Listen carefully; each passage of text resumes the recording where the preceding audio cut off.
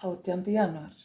Það er undir þér komið að gera daginn í dag að dásamlegasta degi sem þú hefur lifað. Með réttu viðmóti og jákvæðri hugsun, líttu á daginn sem minn dag, blessa hann til fullnustu af mér. Sjáðu fyrir þegar hann birtast í sannri fullkomun. Hafðu ekki í huga þér hugsun vonbrigði til að eyðileggja hann. Hvers vegna ættir þú að vera vonsvikinn yfir eitthvað sem gerist í dag? Mundu að þú hefur fulla stjórn á því sem gerist. Þú ert meistari atburðarásanna, þess vegna er það undir þér komið hvernig dagurinn þróast.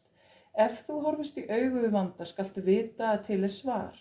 Leyfðu því vandamálinu aldrei að koma þér á kné. Sjáðu það sem áfanga, sjáðu það sem ögrun og lausnin komi að sjálfu sér. Leyfðu vandamálinu aldrei að stýra þér. Þess verður þú að gæta. Þú verður að leggja á því það erfiði að hugsa jákvætt, hugsa stórt, hugsa þér að allt gangi vel. Sjáðu allt þróast